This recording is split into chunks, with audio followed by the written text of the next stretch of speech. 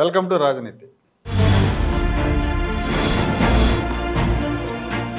మాచర్ల మాజీ ఎమ్మెల్యే పిన్నెల్లి రామకృష్ణారెడ్డి గారిని 4 రోజుల పాటు పోలీస్ కస్టడీకి ఇస్తూ కోర్టు ఉత్తర్వులు జారీ చేసింది. ఆ ఉత్తర్వుల మేరకు ఆయన్ని పోలీసులు ప్రశ్నిస్తున్నారు. మామూలుగా మాచర్లలో పోలింగ్ రోజు జరిగిన గొడవ, ఆ తర్వాత రోజు కారంపూడిలో జరిగిన గొడవలకు ఆయన బాధ్యుడిగా చేస్తూ హత్యాయత్నం కేసులు, ఈవీఎం పగలగొట్టిన కేసు, ఈ కేసుల్లో ఆయన్ని అరెస్ట్ చేయాలని ఎలక్షన్ కమిషన్ ఆదేశించడం, ఆ తర్వాత ఆయన కోర్టుకు వెళ్ళి స్టే తెచ్చుకున్నాడు. హైకోర్టులోనే వెకేషన్ బెంచ్ ఒకటి ఉంది, ఆ వెకేషన్ బెంచ్ ఆయన అరెస్ట్ చేయకుండా 2 సార్లు స్టే ఇచ్చింది.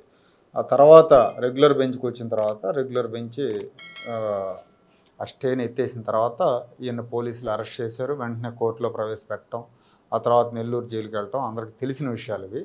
అయితే మా పోలీస్ ఇంట్రాగేషన్ చేసి అతని దగ్గర నుంచి మరింత సమాచారం సేకరించాలి మేము విచారణకు అని చెప్పి పోలీసులు మాచర్ల కోర్టులో పిటిషన్ వేయటం, దానికి కోర్టు కూడా అనుమతించడం జరిగింది. 4 రోజుల పాటు పోలీస్ కస్టడీకి ఇచ్చారు.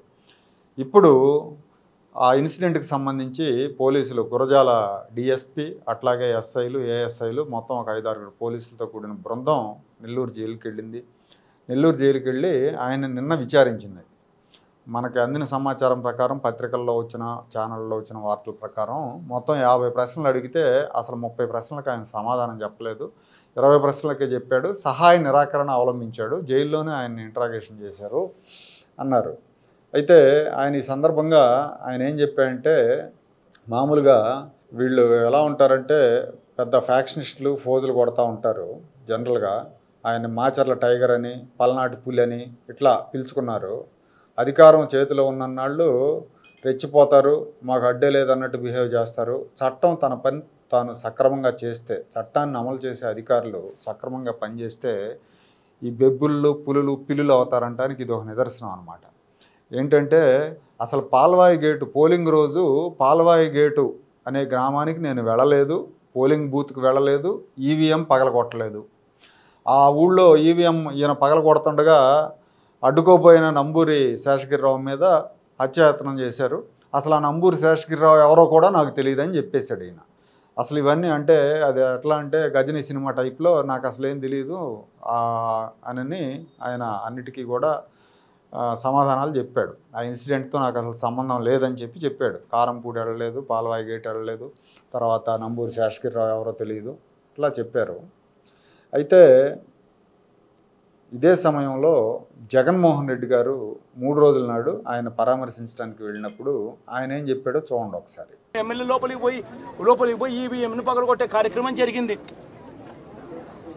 ఎందుకు ఈవీఎంలో నిజంగానే ఎమ్మెల్యేనే రిగ్గింగ్ చేసుకుంటా ఉంటే, ఎమ్మెల్యేకి అక్కడ నిజంగానే ఎమ్మెల్యే పరిస్థితి అంత బాగుండింటే ఎందుకు ఎమ్మెల్యే ఈవీఎం పగలగొడతాడు? జగన్మోహన్ రెడ్డి గారు ఏం చెప్పారు, ఆ రోజు ఆ పోలింగ్ కేంద్రంలో ఆయనకు అనుకూలంగా పరిస్థితులు లేవు, అనుకూలంగా పరిస్థితులు ఉంటే ఈవీఎంని ఎందుకు పగలగొడతాడు, పరిస్థితులు అనుకూలంగా లేవు కాబట్టి ఈవీఎం పగలగొట్టాడు అని జగన్మోహన్ రెడ్డి చెప్తున్నాడు. అంటే పిన్నెల్లి రామకృష్ణారెడ్డి అసలు ఈవీఎం పగలగొట్టడమే పెద్ద నేరం, పరిస్థితులు అనుకూలంగా లేవంటే అందుకని ఈవీఎం పగలగొట్టాడని సమర్థించాడు జగన్మోహన్ రెడ్డి. పైగా సర్టిఫై చేశాడు, పిన్నెల్లి రామకృష్ణారెడ్డి ఈవీఎం పగలగొట్టాడు అని చెప్పి ఆయన వాంగ్మూలం ఇచ్చాడు వైసీపీ అధినేత. ఇవాళ ఈయనేమో నాకు అసలు తెలియదు, నేను పగలగొట్టలేదు అంటాడు. కానీ దాన్ని నమ్మే పరిస్థితి లేదు జనాలు కానీ, లేకపోతే అధికారులు కానీ, చట్టం కానీ. ఎందుకంటే రెడ్ హ్యాండెడ్గా దొరికాడు. ఏదైతే ఎన్నికల కమిషన్ సీసీ కెమెరాలు ఏర్పాటు చేసిందో పోలింగ్ కేంద్రాల దగ్గర, ఆ సీసీ కెమెరాలో అడ్డంగా దొరికాయండి, పగలగొడతా దొరికాడు. తర్వాత నంబూరి శేషగిరిరావుని నెట్టేయటం కూడా వీడియో రికార్డ్ అయింది.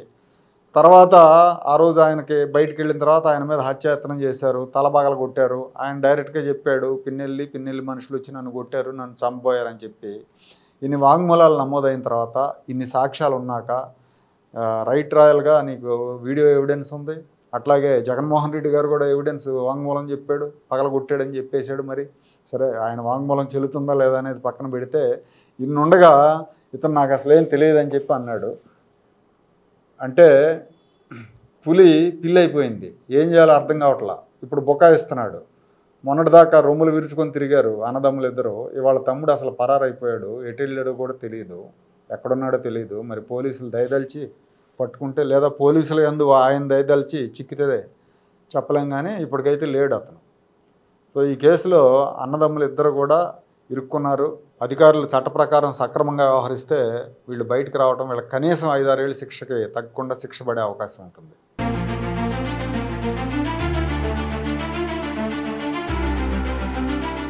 Like, share and subscribe to Rajaniti channel.